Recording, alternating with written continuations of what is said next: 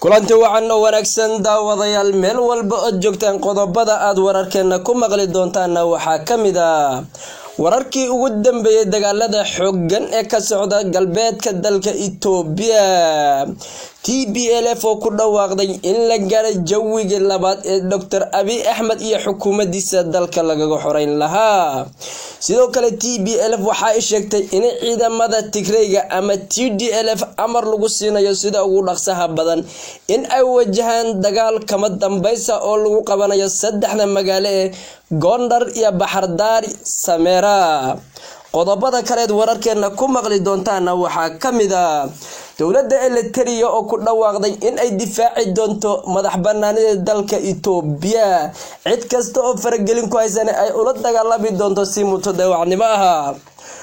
golaha diimaha dalka Itoobiya ee markii la soo gaabiyay loo yaqaan IRCE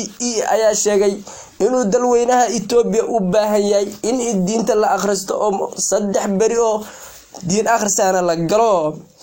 jamhadda OLF ee xoreynta Oromiya oo sheegtay inay dhul ballaaran dawladda Itoobiya ka qabsatay ugu yaraan 40 askari oo boolisan ay qudha ka jartay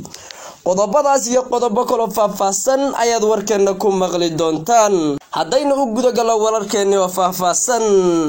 dagaaladii xoogana ee ka qarxay galbeedka dalka Itoobiya ayaa waxa la sheegayaa in ay kooxda TPLF ku gacan sareyso ayadoo baryihii ugu dambeysay ay dawladda Itoobiya sheeganaysay guulo waaweyn oo ka dhana TPLF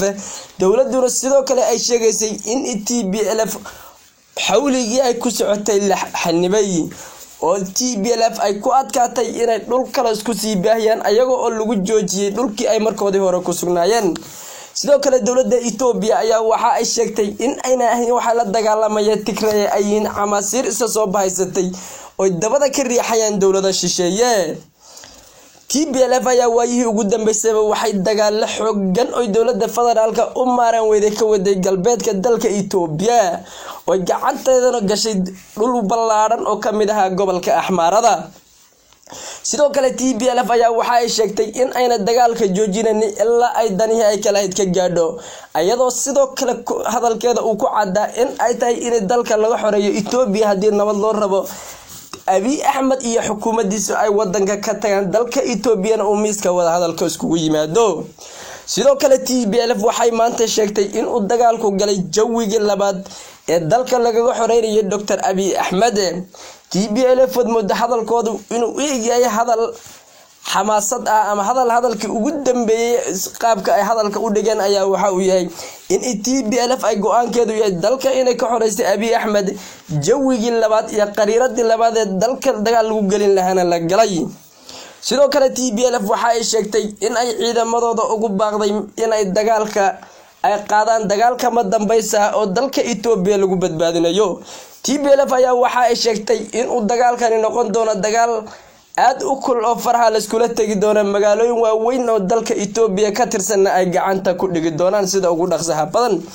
TPLF ayaa magaalooyinka ay calaameysay waxa kamid ah magaalada Gondar Bahardar iyo Samera oo ah caasimadda gobolka Canfarta Itoobiya waxaad moodaa dagaal khadhaadh oo isu bedelaya nooc qabiili ah inay ka socdaan hase yeeshee qoomiyadda Axmaarada iyadu waxay ku andacoonaysaa dagaalku inaanu ahayn dagaal federaal ama Itoobiya TPLF dhaxaya uu yahay dagaal qoomiyadda Axmaarada ay Tigray ku soo qaadeen qoomiyadda Axmaarada ayaa waxay leedahay waa in loo dagaalamo sida TPLF ay u dagaalamayso dalka Axmaarada iyo dhulka Axmaaradana looga xoreeyo TPLF dhalinyarada Itoobiyaanka ama dhalinyarada gobolka Axmaarada ka soo jeedana ay u istaagaan qadiyadooda si ay u difaaci lahaayeen maadaama ay haystaan Janis ay TPLF kula dagaalaan maanta maalin kamid ah aan soo mareynin sidoo kale TPLF waxay sheegtay inay maalmaha soo socda ama usbuucyada soo socda ay gacantooda soo gali doonaan magaalada Bahardar ee caasimadda Axmaarada iyo magaalada labaad ee Gondar ee caan ee dalka Itoobiya qariirada weyn meel fiican kaga taala sidoo kale TPLF ayaa maalmihii ugu dambeeyay dagaal xooggan waxay ka wadeen xadka u dhaxeeya ayaga iyo Canfarta ayagoo habeentii saddexaad soo dhaafnay ay gantaalo ku garaceen airportka ku yaala magaalada Samera oo magaaladana aad looga sheegay qax badan inuu ka dhacay waqtiyadii ay madaafiicdu ku socotay sidoo kale TPLF waxa ay sheegtay in ayna kulli joojinaynin masiirka qoomiyadda Tigrayga ay ku leeyihiin dalweynaha Itoobiya ayna u taagantahay badbaadinta shacbiga Itoobiya. Jamhadda xoreynta OLF ee Oromia ayaa waxa ay sheegtay in ay dhul ballaaran ka qabsatay dowladda Itoobiya. Jamhadda ayaa waxa ay sheegtay usbuucii la soo dhaafay inay dagaal qaraaran la gashay militariga dalka Itoobiya, go'aankeeduna inuu yahay in ay ka taliso danaha dadka Oromada. jamhadan oo ah jamhad qadiimi ah oo ka dhalatay jamhadii dowladda Itoobiya sanadkii 2018 heshiiska la qaadatay qayb ka baxday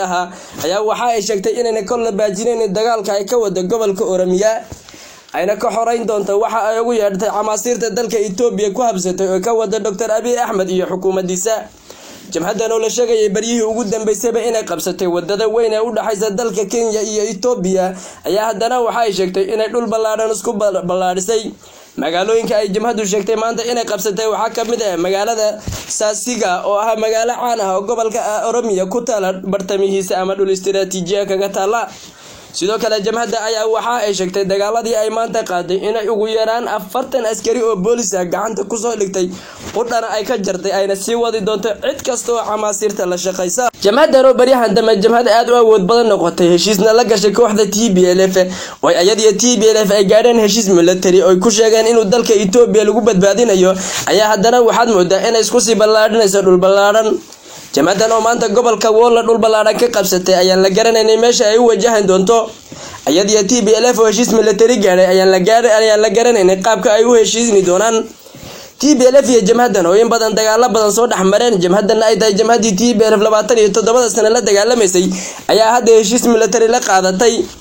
hase yeeshee waxaan la garanayn siyaasadda u keentay TPLF iyo jamhadan OLF. jamhadda TPLF iyo jamhadda OLF oo hadda heshiisa ayaan la garanayn heshiiskoodu meesha uu ku dambeyn doono, maadaama TPLF ay ka go'an tahay dalka inay ka xoreyso xukuumadda iyaduna ay dalka ka taliso amaan dowladnimada ay ku soo dabaasho. haddana ay jamhadan Oromia ayay jamhadda TPLF ayaan kol isku mowqifeen sida dadka u xeeldheer dagaalada ama TPLF siyaasadda kale OLF ayaa waxay sheegay inay marna heshiin doonin maadaama ay OLF u dagaalamayso in dalka gobolka Oromada laga xoreeyo Itoobiyada kale. jamhadda Tigrayna ay u dagaalamayso inay dalka Itoobiya iyadu isku maamusho cidii kale hor istaagtana ay dagaal kale hortagto. jamhadan oo hadda lagu tilmaamay inay tahay jamhadaha Itoobiya ka howlgala jamhadaha ugu awoodda badan ayaan la garanaynin meesha ay rarkeeda ku furi doonto.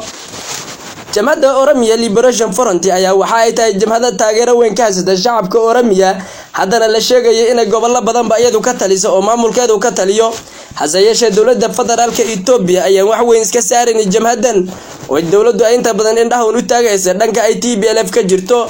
maadaama jamhadan ay tahay jamhad qadiimi ah oo in badan soo dagaalami jirtay waqtigii TPLF nacaan ba iska ahayd inay meelo badan xabadda ka rido, haddana aan ku guuleysan jirin dagaalada ay gasho ayay dowladda Itoobiya hadda wax weyn ku sii arkin. hase yeeshee dowladda dhibka ugu weyn waxa ku haya kooxda TPLF oo la garanaynin midkooda ay lagdintu la dhici doonto. tan iyo kulanti dambe wacan. salaamullaahi calaykum wa rahmatullaahi wa barakaatuh.